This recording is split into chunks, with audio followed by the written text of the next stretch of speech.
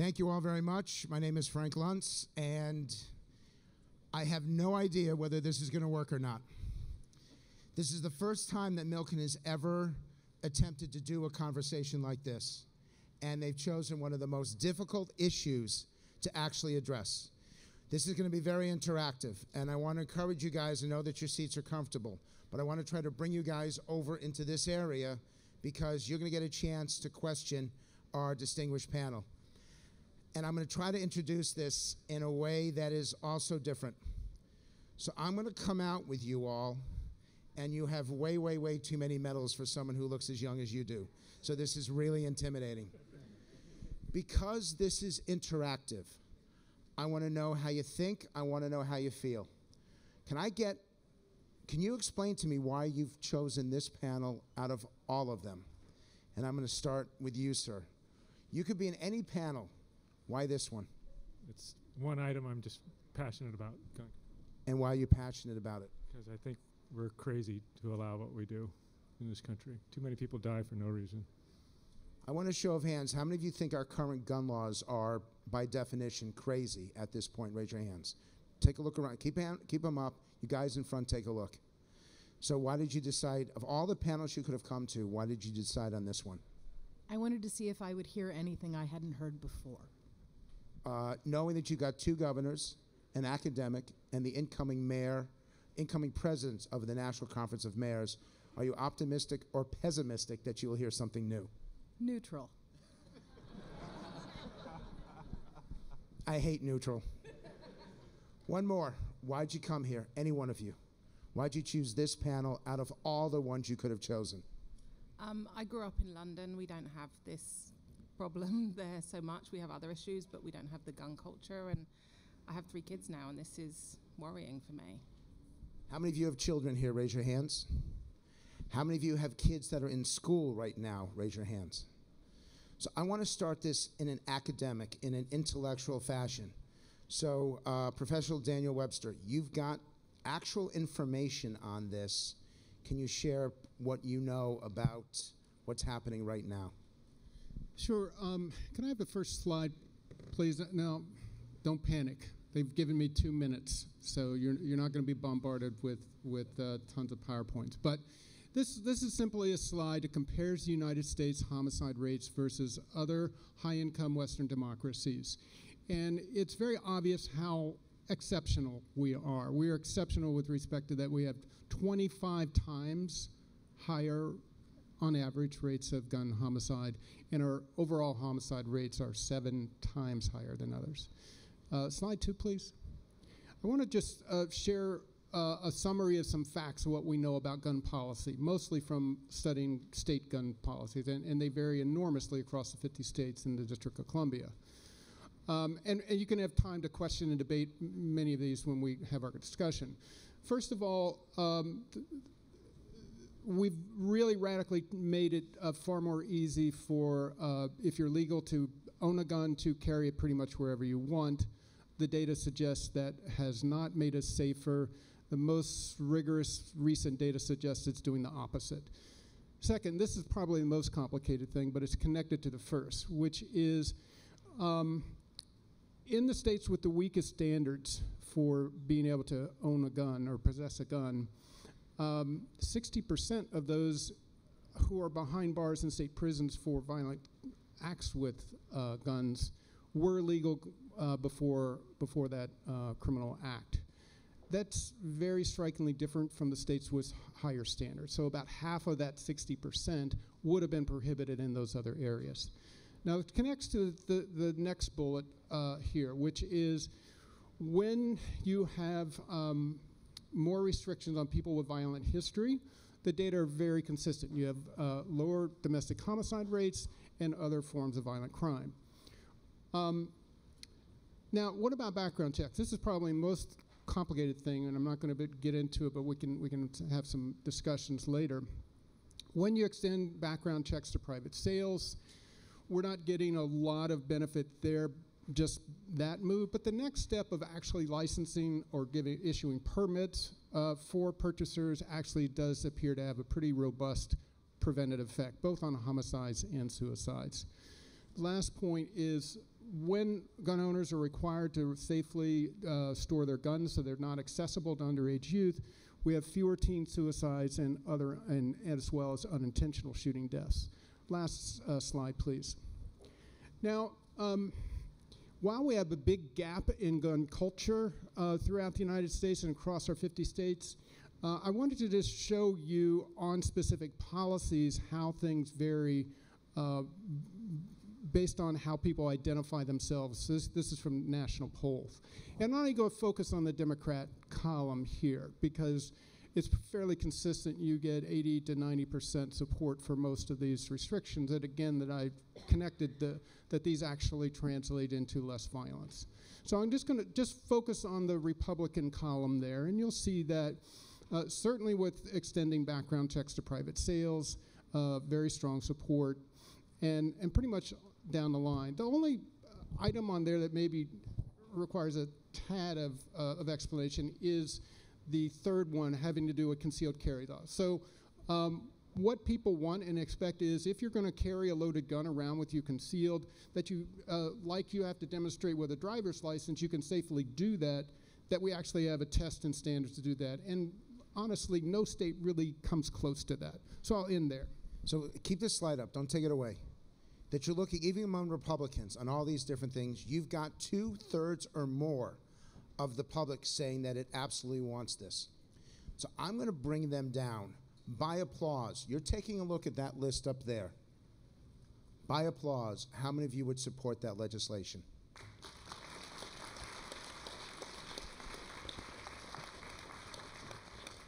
By applause, how many of you would oppose that legislation?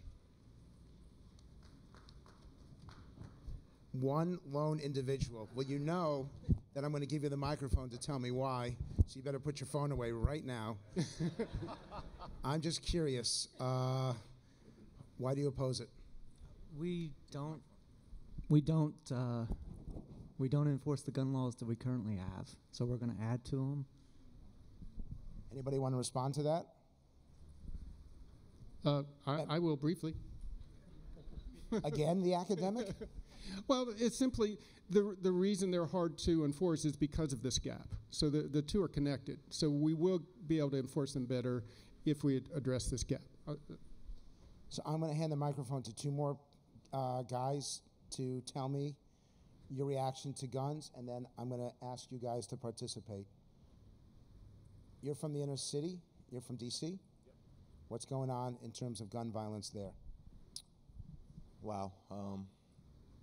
To keep it short, kids are killing each other based off the neighborhoods they live in for no reason. So say a kid lives on 5th Street, the kid on 7th Street is going to kill the kid on 5th Street because 20 years ago, his uncle got killed by the kid on 5th Street.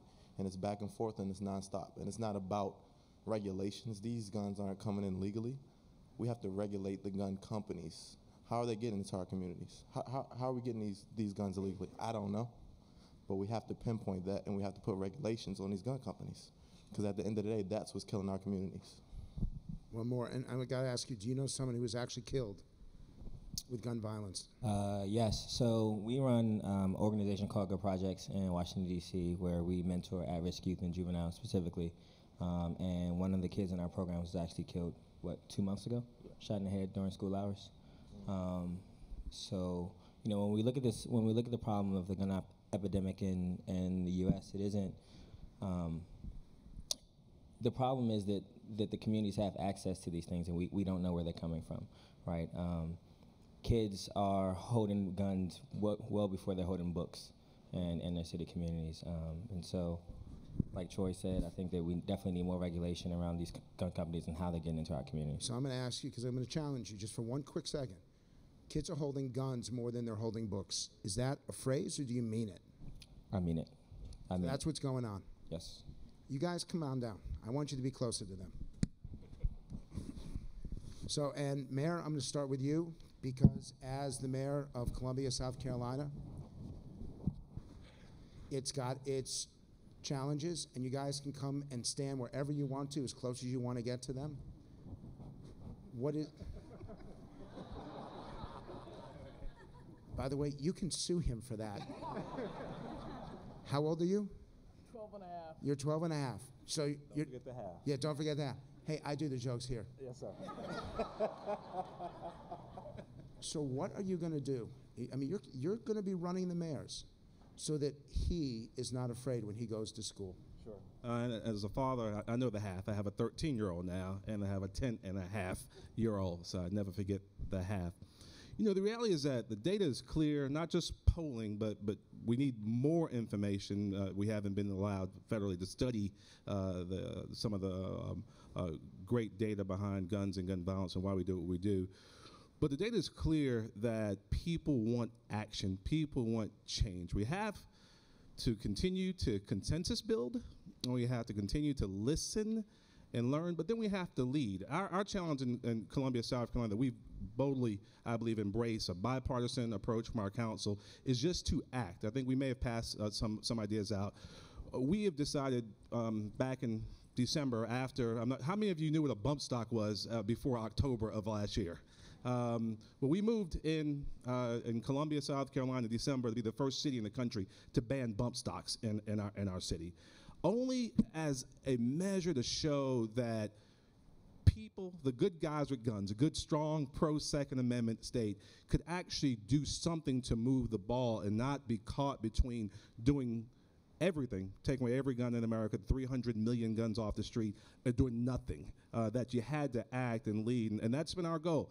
I have 2 babies in schools. I marched with one a few weeks ago. It was one of the proudest moments of my life that they're demanding change across America. Our job is to listen to them and to act on their behalf. So I want to ask for a vote, and then I'm going to turn to you. How many of you, either you or a member of your family, has been the victim of some sort of gun violence? Anybody here? You faced this at one point in your life. As someone who comes from Michigan, which is a politically evenly divided state, can you solve this issue, or are we so polarized and so divided that all we're going to do is have hour-long conversations like we're doing right here? Governor Rick Snyder from Michigan. I think we can dramatically improve the situation. To solve it, that's a too tough of a bar to say it's going to be solved. There still is risk.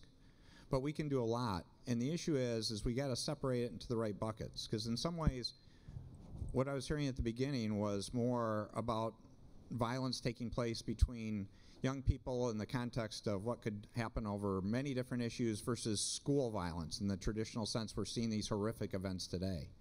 So I try to break it into different areas, and we're doing stuff in every one of those areas. But as you said, Frank, I lived through this back in 1981. I lived in a dorm where 2 residents were murdered by another student. One of my best friends came down. He was covered in the blood of one of those people, and I watched those people that were dying go by me. That changes your life when you experience those kind of things.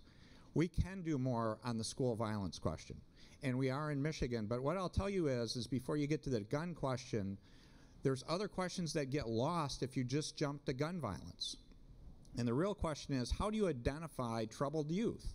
How do you find that young person? Because most of those situations, there were multiple signs in terms of indicators to say there were places that interventions could have happened before you even get the question of them holding a gun. And we're not doing enough to find those isolated people and how to help them. So in Michigan, we did something called OK to Say, which was a hotline where basically you can call in tips. It has saved lives. It actually prevents suicide more than anything else and stops bullying far before active shooters. But it's that whole indication of a troubled youth. So we're going to have the discussion in Michigan, but I'm timing it before we get to the gun piece itself. Let's talk about how we identify people in trouble and how do we get them help, because they're not in the mental health system and they're still going around in schools without someone catching the fact they need somebody to listen to them and help them. Now again, this is a town hall format. I'm going to give the microphone, I'm going to hand it to one of the rows to get you guys to participate.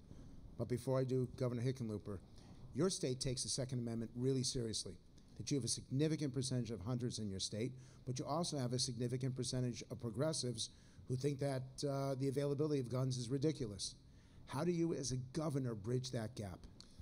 Well, and I'll want to ask Rick, because he's a hunter state as well, but a different type of hunting environment. not so many elk in Michigan. Not bragging, just pointing out a contextual difference. We took on universal background checks. We had the shooting in the Aurora movie theater in 2013, 2014. We brought up universal background checks. We were getting to about half the gun checks. It was a huge battle. I literally talked to every civic leader, every business leader, Republicans, Democrats. Every single person I talked to was for it, but in the political reality was that Republicans felt that, and their argument was that crooks aren't stupid. Why should the rest of us spend $10 and wait 15 minutes to purchase a hunting rifle when crooks aren't that stupid? And we made the mistake of not getting all the facts. We had the national facts. Actually, I came home from work one day and made the mistake of complaining to my 11-and-a-half-year-old son, Teddy, and I said I kind of had a bad day and this gun stuff's hard. And he looks at me and he goes, "Dad, what's so hard about your job? Making decisions? Get the facts, make a decision, check, next." I said, "Well, wait a second, that's not quite." He goes, "Dad, get the facts, make a decision, check, next." Every day I come home, I go into school and I have to learn something completely new I didn't know existed the day before. If I don't get it completely right, my next day is miserable. 5 minutes I said, "Tell you, you're right." There's no question about it. 6th grade is harder than being governor. But I came in the next day. The next day I came in and went and asked our Department of Public Safety, what are the real facts around gun violence and universal background checks? What difference would it make? So at that time we were getting to 55% of the gun purchases, and it took us a few weeks, and by that time the controversy and the venom was already, it was too late. Everybody was just not listening and fighting with each other. But once you lay out those facts, so in getting to 55% of the gun purchases, in 2012, and I've still remembered these numbers, right? There were 38 people convicted of homicide who tried to buy a gun, and we stopped them. 133 people convicted of sexual assault. There are 420 people that had a judicial restraining order not to see their spouse or their ex-spouse or their boss. They tried to buy a gun, and we stopped them. I mean, overall, 3,000 violent criminals tried to buy a gun, and we stopped them. And just in case you don't think crooks aren't that stupid, right? We had 240 people when they came to buy their new gun. We arrested them for an outstanding warrant for a violent crime. And I still believe, I agree. If you agree with something here, unlike the other panels, feel free to vocalize it. Just do it really quickly. Anyway, I think that's getting some of that basic factual information out there. I mean, and I don't think we should let words stand in the way of action. We're glad we got that done.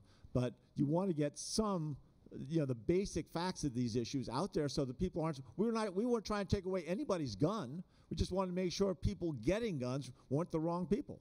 So I got to ask you, because you're the youngest person here, and you will never sit in the front row ever again. What state are you from? I'm from Italy, actually, but yeah. Well, my mom was American. I've lived in America for most of my life. Okay, then I can ask. So I am an American citizen. What state do you live in if you're here? I live in California. In the LA area? Yeah, I actually live in LA, over in Culver City. Are you afraid when you go to school that some other kids will have a weapon on them? Well, I mean, I actually do online school, so I don't really have to worry about that. Okay, we're done here. Yeah. Yeah, I guess I'm kind of safe, but Is there anyone else under the age of 30 that can help me out here? Yeah, Frank, what I'd say is I went and talked to a bunch of kids. So unannounced, I just asked a couple schools to say, can I stop by and talk to like 10 or 12 kids? And you just show up and have a discussion with them. And I can tell you, I went to a very large suburban school. I went to an urban school that was a charter school. And the kids are concerned. They have anxiety about this. It has impacted them. They also want to be part of the solution. And that's not to say they're going to take a gun away from anyone, but they recognize they want to help their fellow students more. And understanding if someone needs help, how do they do that? So it's like they started pushing me. I mentioned that okay to say. They started asking me all kinds of questions. Governor, what are you going to do?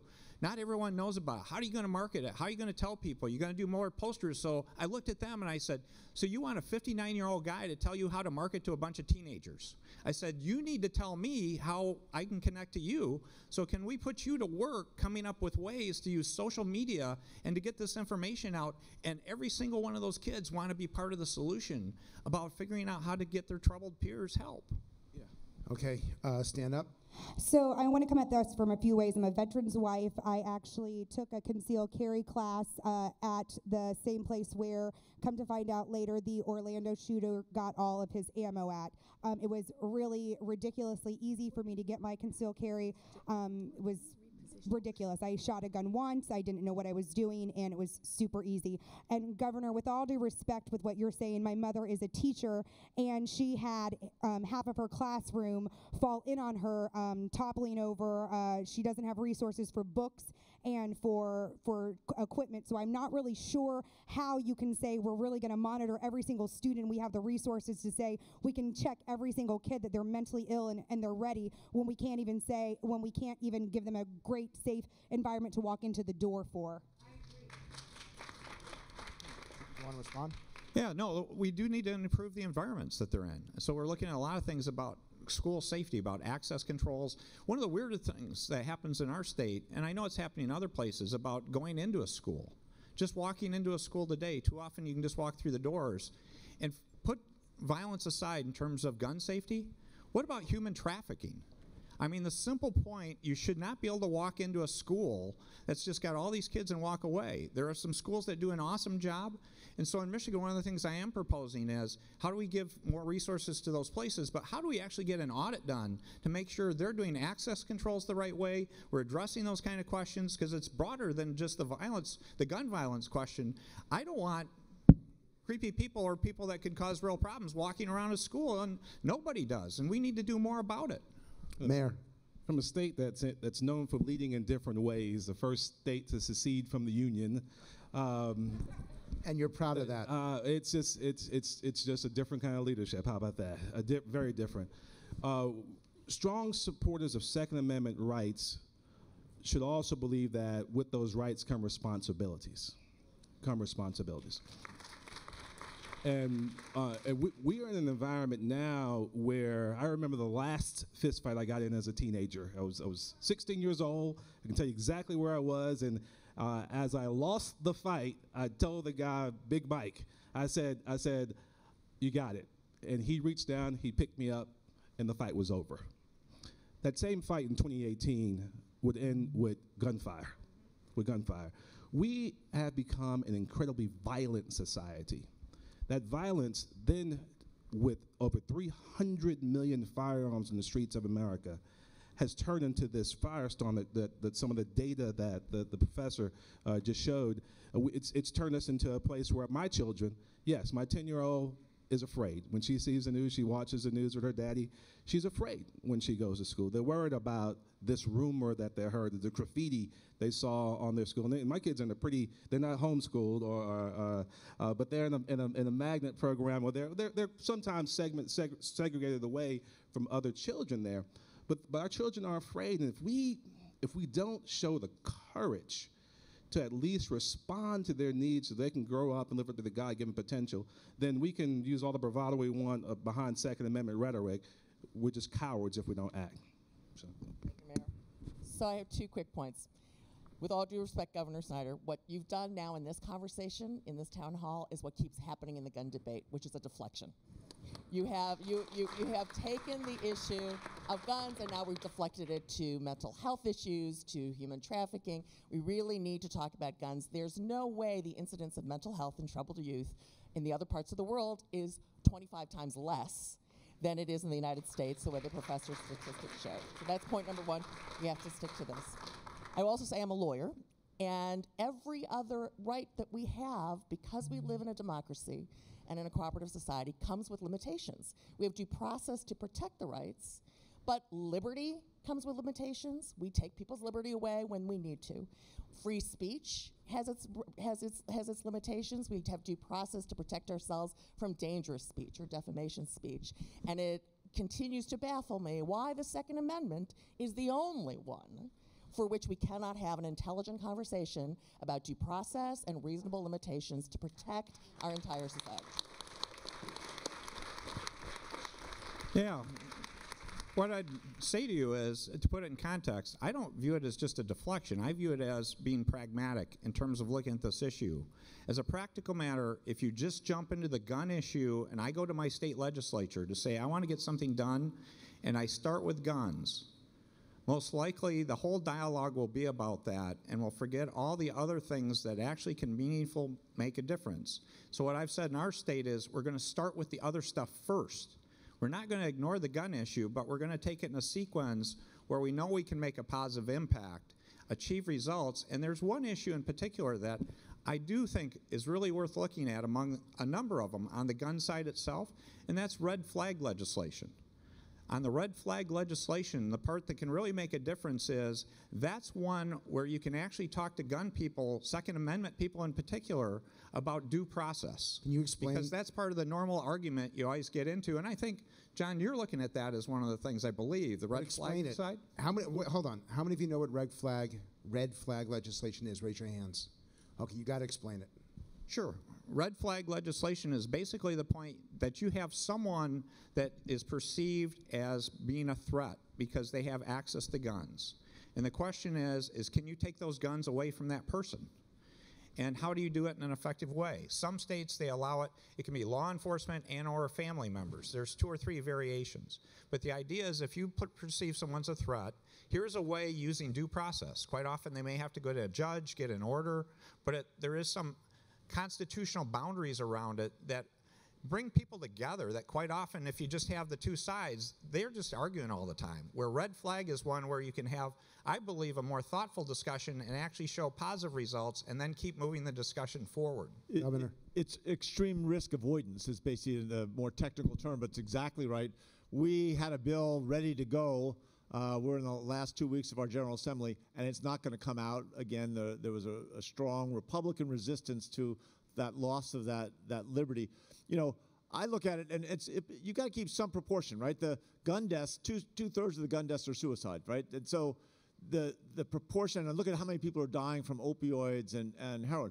That being said, we're being terrorized, right? So the level, what's happening is our kids are afraid to go to school. When they're at school, they are, in many cases, the anxiety level is getting to a point where they are too worried to really learn and pay attention. And if you were an enemy of this country and you wanted to damage us as badly as you possibly could, what better device could you have than have us as a country terrorize ourselves, get to the point where our children are too scared, too frightened to learn? And I think that's a reality. Okay, so people are starting to raise their hands, so I'm going to do 3 from the audience, and then we're going to have comments. Go ahead. Yeah, I was going to say, at the risk of sounding pandering, and in response to the lady's question over here as to why we can't have a rational discussion about this, the Second Amendment, you know, I sincerely believe it's because we don't have enough women in leadership positions engaged in the conversation. I sincerely believe that there are certain debates that can be held on the public square that are better carried by women, that will be taken more seriously if they're presented by women than by men who have clearly been unsuccessful at this so far. So here's a woman ready to speak up. I have an opinion. I think part of why, and I don't want to stop the momentum from this great conversation, I've been with Milken 11 years. Part of why we try to convene these conversations is that many of us, I think, find in politics, large groups of people who are agreeing with each other are talking to each other. And we're clapping and applause. It sounds like the room is really behind that these gun laws are crazy. But I know sitting in this seat, there are people around me who didn't applaud when you asked that question. And I would love to hear from some of them in the audience. I mean, you know, so that we can have a really rational conversation. What is the other side of this? Anyone who's willing to do it. I'll get to them in 1 second. In the back. Yeah, I was just going to say, I worked in the Parkinson's disease space for a long time, and I actually think we could learn a lot by thinking about this from a disease perspective. The first thing is, when you have Parkinson's disease, it's not one disease. It's multiple diseases that are called the same thing. So here, school shootings are different from suicide, or different from domestic violence, or different from gang violence, but we need to understand each of those things, the sub-diseases versus just the big one. Then when you're thinking about a disease, you should think about treatments, and you should think about cures. I think when we talk about gun violence, those are not cures for the subdiseases, but they are a treatment for the problem, right? So in Parkinson's, you have medicines that will treat some of your symptoms. Those are great. We should pursue those, but we have to be committed to understanding the underlying disease and ultimately building the cures for these other subtypes of disease. Okay, you can address any one of these, any one of you. I want to make, I guess I didn't establish some early bona fides. I ran the second largest law enforcement agency in South Carolina. I've held a concealed weapons permit. I own several firearms in my house, in my vehicle. I'm in South Carolina. We have guns. The problem that we have in this country is that those of us who are strong supporters of the Second Amendment have not stood up and actually pushed for smart and thoughtful regulations and policies. And that's why, whether it's on bump stocks, in South Carolina, some of you, of course, remember the tragedy in Charleston in 2015, 9 church parishioners gunned down. For some reason, as we were taking down the Confederate battle flag, our State House Committee determined that on the same day, they would allow the Ku Klux Klan of Western North Carolina and the new Black Panther Party of North Florida to protest at our state capitol, which is 5 blocks from City Hall. Same day, same location on the property. And we determined, after monitoring social media, that we had to do something, that something was going to happen. It would be Charlottesville before Charlottesville was Charlottesville. So we decided that we were going to pass a law to a perimeter around our state capitol, and we prohibited any firearms for 30 days in that perimeter around our state capitol. The problem is that was in direct contravention of state law. Some of you may not know the states in which you probably live have laws, state legislators, that have passed laws to preempt local government leaders from stepping up and protecting you and your citizens from crazy acts of gun violence. We were sued immediately after we passed the ordinance. We got past the event. We enforced the law, our law. We won on constitutionality grounds. We lost on preemption grounds. We're not done yet. We're going to continue pushing the envelope, unanimous votes of our council, Republicans and Democrats and women, pushing for good, thoughtful policy that forces the dialogue into the public domain and requires people to act. That's my one plug to say, mayors act. We don't just talk. We get things done. Ow. And I say this as a Yes. former mayor and honorary mayor as well. So that was, but we get things done in America's cities. Okay, so, and I'm going to ask the two governors if you can stand up for a second. So I know this guy, and I want to humanize it, and I was not even thinking about it because I didn't know he was going to show up. His father was killed by a handgun. How old were you when this happened? 9. So this is now the human element of it, and I have no idea what he's going to say. You've heard this conversation so far. What do you want to know from them, and what do you want them to know about the consequences of gun violence? Gun violence really tore my home apart. When I was 9, my father got shot. Like, getting that call when you're in school, like, that you're never going to see your father again, is something that definitely put a lot of trauma in my life. But at the end of the day, I work in the social services space now with our nonprofit back in D.C., and I realized that my story is not one that's unique. I work with young people each and every day that at some level have experienced gun violence. Yes, it's very, very, very sad moment for this country when kids are killed in schools, but every single day I work in a community where kids are killed in the streets, and we don't talk about that enough in this country. DC is one of the pioneers. Thank you. DC has been one of the pioneers to really describe teen gun violence as a public health issue. It's not just an issue about guns. Yes, that is an issue, and we need to have stricter gun control legislation in this country. But at the end of the day, like you stated so eloquently, Mayor, like, our kids are angry, and we're becoming more and more violent as a country. And when young people are seeing, whether through popular culture and the media, how guns are portrayed, they want to get their hands on one. So when there is a violent encounter, they turn to that. So we really need to take a focus on that.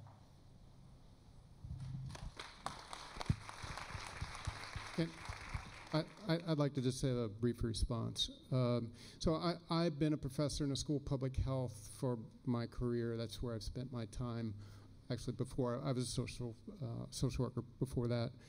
And there are a number of solutions when we conceptualize this as a public health problem to address the array of problems: suicide, youth in inner cities, the range of issues that go beyond gun laws. Gun laws are really important. I wouldn't have spent so much of my time thinking and studying them otherwise. But there are public health programs that are very much directed at addressing this issue to try to change norms, change behaviors, promote nonviolent alternatives to resolving conflicts, to address the many needs that youth have to get on the right path. But are they working? But are they working? So you can't make a blanket statement. So the program most commonly thought of as a public health strategy, very directly on point, is something called Cure Violence. I've studied that in Baltimore. There are studies from Chicago, New York, Philadelphia. I'm probably missing a couple, but the findings are promising. I can't say every single neighborhood strategy of Cure Violence has worked, but the vast majority have led to fewer shootings. And we also actually found changes in youth attitudes where those programs were operating, meaning that they're less likely to think you have to pick up a gun when someone disrespects you. Governor.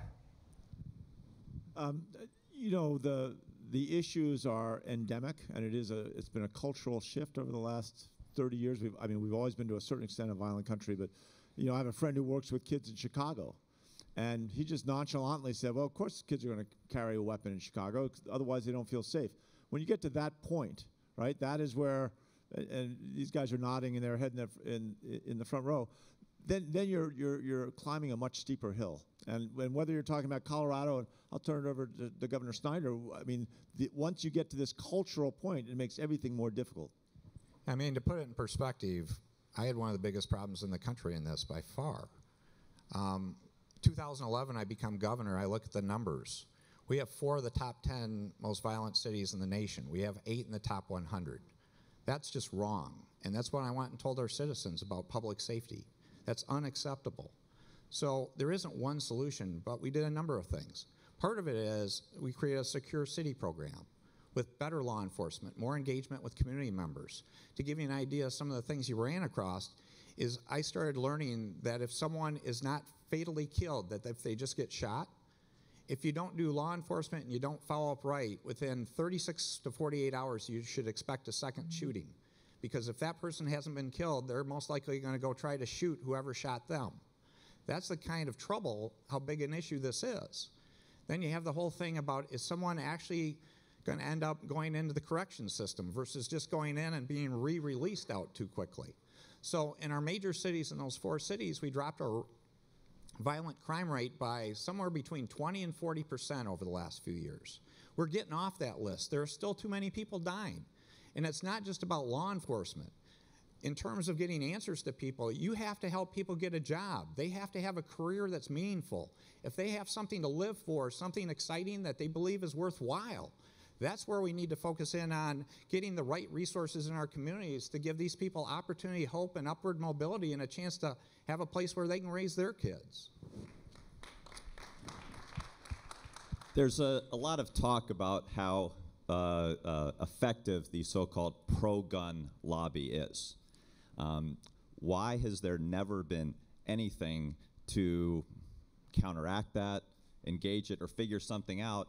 And what would be an effective counter to that? It's a very potent political force. All of us understand that.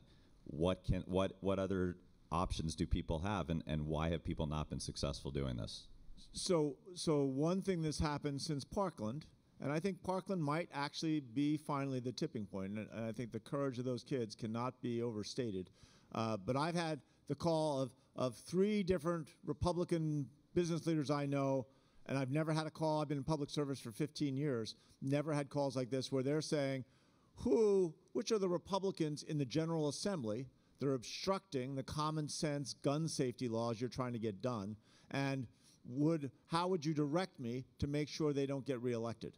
Yes. And that's when change happens, right? I remember just a few weeks ago as we were commemorating the anniversary of Columbine, many of you probably remember exactly where you were. I can tell you exactly where I was, what I was wearing, who I was with, and believing that that would be an aberration. It has become the norm. We expected the school shooting in Sandy Hook to be a rallying point for something to happen. I agree with Governor Hickenlooper. I do believe that these young people who are incredibly savvy, who are incredibly gifted on social media, most of whom actually took debate courses as part of their educational curriculum. So those of you who might not support the arts as much or are trained, these kids are amazing. I do believe that we can follow them. There are efforts, some of them supported by former Mayor Mike Bloomberg, Mayors Against Legal Guns, every town. There are a number of efforts going on all around the country. And if in fact, and I go back to some of these state preemption laws, if in fact we were able to rally the push state legislators to lessen, or we're going to do some through legislation and some through litigation, to lessen this preemption laws, then you'll find much more thoughtful policy making from Democrats and Republicans and independents alike on the local level to address some issues. Some will be litigation. Some people haven't paid attention to the Colby case, came out of the Fourth Circuit, was denied certiorari by the Supreme Court last November.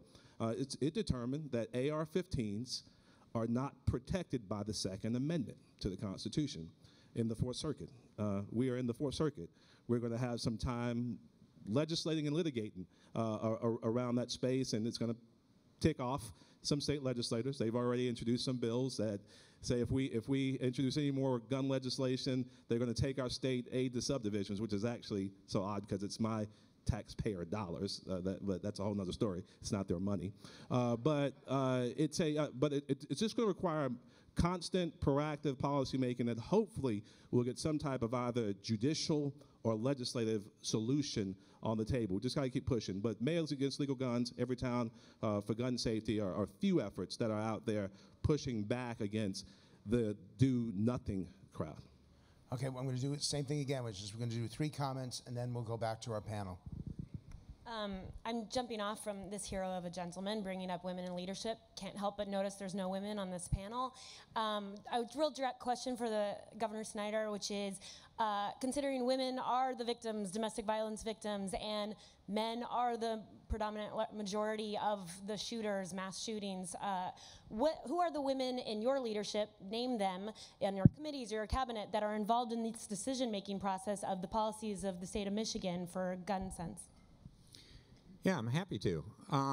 The colonel of our Michigan State Police is a woman in terms of our law enforcement efforts. She's leading the charge. On a more personal note, you ask about my cabinet, I'm really proud of the First Lady. My wife is now this year going to do her 4th annual summit on sexual assault on campus. She's been a leader in this nation for making that an issue. That is her main cause. And she's rallied experts around the country. We have the horrific thing at Michigan State in particular in our state, which I'm not proud of. But in terms of leadership, she's taking it up and bringing great people together to talk about this issue that's been hidden for far too long, that we need to have. You talk about gun violence, we need to have a much more open discussion about campus sexual assault. Before you go,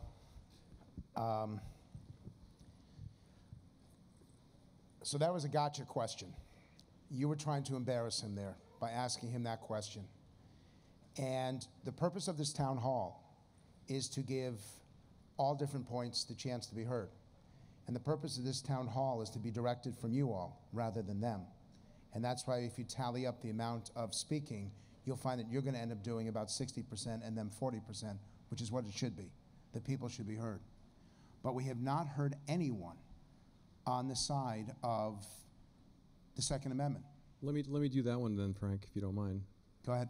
So I couldn't help noticing that the lady up there who asked about, let's hear it from the other side, we haven't really heard that for whatever reason. So let me try and fill in. I own several guns. I own an AR-15. I live in Santa Monica, one of the most liberal places in the country. But I also think that the NRA, which hasn't been mentioned here, and probably rightly so, is an absolute cancer in our country, because what it's trying to do And the reason I mention the NRA, which can be very divisive to even just mention its name, is that I see it on social media all the time. And what it does is divide. It takes a tribal, it makes guns, all the issues we're talking about, into a tribal issue. And the people who subscribe to the NRA believe that if you take 1 inch, that the next step is they'll end up with no guns at all, and the Second Amendment will be banned. And that's, if you look on their Twitter feed, that is what they're saying. And it's absolute BS that the Second Amendment is not going away. But we need to figure out a way. Every town is not nearly as effective as the NRA. The NRA has a cultural and tribal lock on a certain amount of, on a significant plurality in our country. And the reason there's 2/3 of Republicans on the slide you saw that are in support of these common sense gun laws, but it translates into 0 Republican Party or Republican constituent action, that is what I don't understand, and I think that's what we have to address. Anybody? Anyone? I can't speak for Republican leadership. I will say this, though. I thought it was great we got through so much of this discussion and we didn't talk about the NRA because the NRA has chosen not to participate in the real dialogue about actually promoting some solutions for us. Thinking people on both the right and the left realize we have to do something. It's reflected in that data, and we owe it to them to do something. If, in fact, one of the 100 members of the Senate or the 435 members of the Congress choose that they're not going to act, then we need to focus like a laser beam on those members who choose to just have their heels stuck in the mud. But I'm not a do-nothing guy, but I do, along with most of my city council, including the one member, the minister who owns 30 firearms, consider myself a supporter of the Second Amendment, and I won't cede that ground to people who don't give anything in the interest of the overall public safety. You know, so that's a long way of saying that Second Amendment supporters have been speaking here. We have been speaking. We're just not in that do-nothing camp. Well, and I think, absolutely. I think what the mayor's also, I think we have to be careful not to get into generalizing and demonizing the people that are members of the NRA. And clearly there are 5 million, rough justice is what the normal estimate is, that 5 million members, probably many more people that strongly support that sense. And it reflects back on the increasing urban-rural divide in this country. There are a whole lot of economic factors that have helped make that. I'm sure that's true in South Carolina and Michigan as well. But they feel, we may disagree with their opinion, but we're never going to get anywhere if we don't listen harder, right? And figure out ways we can engage them and hear what they're saying and ask them to repeat it a few times so that, one thing that works I came out of the bar business, and when someone's really upset, you repeat back to them exactly the same words they use when they're so pissed off at you. And they feel validated, but they also, hearing their own words, sometimes makes them reevaluate where they think. And I think that's true in every state. Yeah, I'd just reinforce the comment came up about Colorado being a hunting state and stuff like that. So is Michigan. But what I'd say is we're more than one state, if you really look at our demographics. And it's not just partisan. It's not Republican or Democrat. I live in Ann Arbor. In Ann Arbor, I can guarantee you 90-some% of the people would do a lot more gun control. If I go to the Upper Peninsula of Michigan, you're going to find people, they're mighty proud of their guns, and they're going to hold their ground, and it doesn't matter if you're a Republican or a Democrat, they're going to be pretty much Second Amendment. And you're not going to get elected from either side of the ledger if you're talking about massive changes to gun laws. I'm wondering if we should be talking about the glorification of violence that Hollywood produces and also the video games. And by the way, just for the record, right over there, it's not on now, but there's as we walked in here, there was a video game over there. I don't want to kill a sponsor, so if you're with the Milken Institute, I didn't say this, but they were playing a violent video game right over there in that corner. So and it's not just the video games and the whole culture of violence that is, again, billions of dollars changing hands. Look at even the way our media addresses these killers, right? These are a whole spectrum of people with mental health issues, but they're killers, and we make them into two-bit celebrities. How long do we have to continue to allow? And again, I'm not trying to clamp down on the freedom of speech. We've got enough trouble with constitutional rights without delving into that. But there should be some agreement within the media that you're not going to continue using the person's name, their image, talk about what they've done, and there's study after study that incites other people that are, emotionally fragile, they've got some degree of mental health. They want to replicate that act, that violent act, to become a celebrity. Captain Higginbotham, United States Air Force, and I'm absolutely a pro-Second Amendment guy, but I do think that something needs to be done. On that topic, a lot of times this debate is around the Second Amendment, and it centers around the national level and things that need to be happening there. Access rights, a lot of state-level policy that needs to happen. As a bunch of elected officials, from your perspective, what is the role of civic organizations, business leaders, even local government in this whole gun control debate? Absolutely. I mean, I think our civic organizations are actually what made America great. Some have been around for hundreds of years, some just a few years, but they're that extra hedge that helps us make good policy, helps apply pressure to thoughtful policymakers at the right time to get things done. The great thing about being a local government, which is not always a great thing, is that we are actually on the ground. I mean, if I do something good or bad, I will see someone at church or when I'm visiting synagogue or at the grocery store. I get advice at the traffic light about something I'm doing and not doing, and being that close to the people informs me on an everyday basis.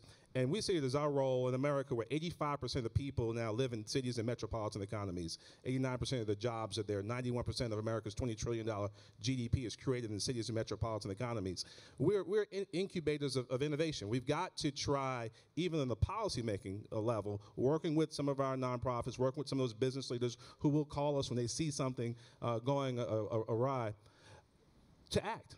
And if we act, we keep pushing and pushing and pushing, then it can prompt some good state legislation and maybe some federal legislation. But then it requires all of you from your various corners of America to step up and push our policymakers in the right direction. Yeah, the other thing I'd reinforce is it's critically important people participate. But the challenge is too often, it's short term. It becomes the issue of the day, the week, the month, and then people move on to the next issue, where the people on the other side of this issue have been there in a sustained fashion for decades. And so part of this is to do it in a respectful way, but people need to have a focused attention. Parkland could be the catalyst that could make some of this happen, because people need to continue on the path to say it's not just about waiting for people's memories to fade, but to stay consistently as this is an important issue and show up at the polls. The risk that if you don't do that is actually you can end up to disillusionment, where people that wanted to be active, if they're unsuccessful, and that's a problem we have today with our younger generations, is they're checking out. And we need to keep them engaged. We need to get them more engaged than they are today in public policy, in terms of getting out to vote to make a difference. So I think it's really important we try to rally that kind of leadership. And the easy example is something like a bump stock. I mean, does anyone see any redeeming value to a bump stock? No. So as a practical matter, again, don't try to swallow the elephant. Figure out good, tangible things to show how you can show success, and do it on a sustained basis, and it grows to other things. So I want to ask our elected officials to do something that they never do, which is we're going to close by, you guys are going to ask them one question that you want the answer. We're going to take a hands vote, and then I'm going to give someone the chance to explain. So you're going to now ask the people you represent and learn something from them. Who wants to go first? Go ahead. Are each of you willing to commit to write one letter, handwritten letter, to your governor, to your members of Congress, and to your mayor or other local elected officials to do something to act in this space, and then at least make one phone call to follow up with them? Who's willing to do that? If you're willing to do that, believe me, a handwritten letter, not an email, not a post on Facebook, A handwritten letter, it makes a difference, especially coming from the people in this room. You want to comment? Oh, okay. Okay, start writing it now. What question would you have for them? So I guess in the end, this is like so many things, it comes down to public sentiment, and I think that what the mayor is accurately focusing in on is what each individual can do towards public sentiment. Right? Lincoln said, with public sentiment, nothing can fail. Without it, nothing can succeed. That's why those who pronounce decisions and enact statutes don't go as deep as those who mold public sentiment. I think my question to you is, what would your request be of us, of any of us, in terms of our ability to mold public sentiment? And recognize that that's somewhat limited. By the way, I didn't get a chance to do it before, but every time I see women and men in uniform at this conference, it makes me really proud. I thank you guys are here, and I thank you for your service. Answer that. Thank you, Frank, and I really appreciate your support for us. I am a firm believer that it's about risk mitigation, and we have done absolutely zero at the national level for risk mitigation since Sandy Hook. And I firmly believe our nation lost our soul that day, even though we lost it in the inner cities much earlier than that. But what I hear you're doing, sir, in terms of challenging laws and challenging what's being put down on you and pushing it up to what I see as potentially Supreme Court cases is really where this needs to go. Because it is a national issue. It's a national epidemic, and I greatly appreciate everything that you gentlemen are doing. But next year, I would greatly appreciate a national, a senator, a congressman, a president who's going to sit here and take the same questions and give the responses and to help us commit to making that response, to writing those letters. And then being able to take those steps to get mitigation, so in that way we can have responsible gun ownership. I'm not sure Donald Trump is going to sit here for an hour and be questioned. Governor, what question would you have of them? Yeah, the question is everyone here, and I think we have a large portion of this audience is much on one side more than the other. But if you're on either side, the question I'd ask you, are you willing to go find somebody on the other side of this issue and sit down with them and try to find common ground on 1, 2, or 3 just tangible steps forward? Not trying to solve the whole issue, but saying, can you agree on 2 or 3 things that we could really get done to show this isn't just about being polarizing, we're one nation, and to show we can find common ground and improve all our lives? Who's willing to do that? By the way, there's a lot less hands that went up for that than went up for writing letters, which is one of the great challenges. So I have a question for you. We're going to end in 30 seconds. We can do this in a traditional panel format. We can do this in a town hall. Which do you prefer? How many of you prefer the traditional panel format? Raise your hands. Why don't you have to ask the other part? So you all get $50 on your way out. Please collect. So here, I want to say thank you to you all. Yesterday I was very unhappy that we did not have the Democrat and the Republican sitting side by side answering questions. They do not agree. And it's not just them. It's not just them. It's you. That the questions were respectful. The questions were solid. The questions forced them to have to answer in a real way. And I'm grateful because only at Milken do you get that kind of give and take. Please thank our panel, and thank you all very much. And give Frank Luntz a big hand. He wasn't sure this would work.